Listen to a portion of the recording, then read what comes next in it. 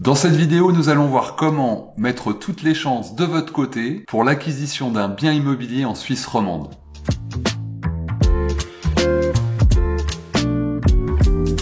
Au fil des années, j'ai vu tellement de gens être déçus, voire même démoralisés parce qu'ils n'avaient pas réussi à obtenir le bien qu'ils souhaitaient acquérir, que j'ai décidé d'isoler les étapes que je vous conseille de suivre justement pour pouvoir aller de l'avant. Ces étapes vous éviteront un stress inutile et vous permettront vraiment d'avancer en étant serein dans l'acquisition de votre bien immobilier. En fait, ça suit un proverbe qu'on connaît tous, ne pas mettre la charrue avant les bœufs. Alors voici les étapes. Alors ne vous lancez pas dans votre recherche sans connaître avec précision le budget maximum pour lequel la banque vous suivra dans l'acquisition de votre bien immobilier. J'ai encore vu le mois passé 2 personnes qui ont visité un bien pour lequel elles ont eu un coup de cœur et finalement la banque les a pas suivies parce que le bien ne rentrait pas dans leur budget. Donc première étape, c'est vraiment de connaître avec précision votre budget. La deuxième étape, elle suit la première. Prenez rendez-vous avec votre banque ou avec un courtier spécialisé dans les hypothèques immobilières de manière à établir précisément votre budget. Penser que ne suffit pas. Il faut que vous sachiez précisément quel est votre budget. Troisième étape, maintenant que vous avez vu votre conseiller, après lui avoir fourni tous vos éléments financiers, vous connaissez précisément votre budget. Donc là, vous pouvez vous lancer dans votre recherche en visant des objets qui correspondent à votre capacité financière. Alors c'est très important parce que ça m'est souvent arrivé de recevoir par exemple des demandes de personnes pour des biens qui ne correspondaient pas à leur budget. Donc la demande était à 1 250 000 alors que leur budget maximum était 100 000 francs en dessous.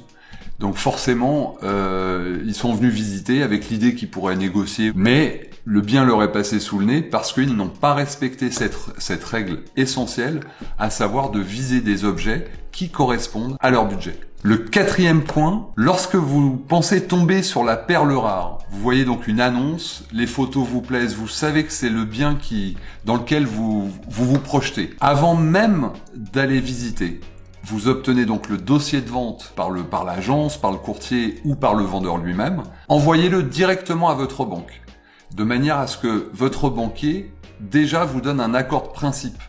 À partir de là, vous allez visiter et si votre coup de cœur se confirme lors de la visite, vous pouvez aller de l'avant en formulant une offre. Donc à partir de là, vous êtes quand même en très bonne posture pour effectivement acquérir votre bien et concrétiser l'affaire. Pour illustrer cela, le mois passé, des gens avaient suivi cette procédure, ils avaient déjà envoyé le dossier à leur banque, ils sont arrivés, ils ont visité la maison. Dans les 5 minutes après la visite, j'ai reçu un mail de leur part avec l'offre formulée et l'accord de principe de leur banquier. Et c'est eux qui ont remporté l'achat de la maison. 5e étape, vous n'avez plus qu'à envoyer le dossier complet du bien de manière à obtenir de votre banquier l'accord définitif. À savoir, alors pour Vaud et Fribourg, il faut l'assurance incendie, il faut l'extrait du registre foncier, les plans de la maison, et à partir de là, votre banque vous envoie un accord ferme et définitif par écrit. Donc vous avez véritablement l'accord complet de votre banque. Alors 6e point, c'est un petit tuyau que je vous donne, qu'aujourd'hui 99% des ventes sont des ventes à terme. Donc en imaginant que vous signez votre vente à terme le 15 mars, le terme étant au 30 août, il vous reste plusieurs mois pour pouvoir faire votre marché auprès d'autres organismes financiers. Pourquoi ? Imaginons que votre banque vous ait formulé une offre à 1,6%. Le taux d'intérêt est à 1,6 sur 10 ans. Eh bien, pendant les mois le laps de temps entre le terme et la signature de la vente, vous avez le temps de faire votre marché auprès d'autres organismes de crédit, à savoir ça peut être une autre banque, ça peut être une compagnie d'assurance, et obtenir un taux plus intéressant. Alors pour résumer, premier point, connaître avec précision votre budget. Deuxième étape, prenez rendez-vous avec votre banquier de manière à déterminer avec précision quel est votre budget, quel budget vous octroie votre banque. Troisième étape, là vous êtes prêt à vous lancer dans des recherches, donc recherchez des objets qui correspondent à votre budget. Quatrième étape, envoyez le dossier à votre banque avant même de visiter le bien.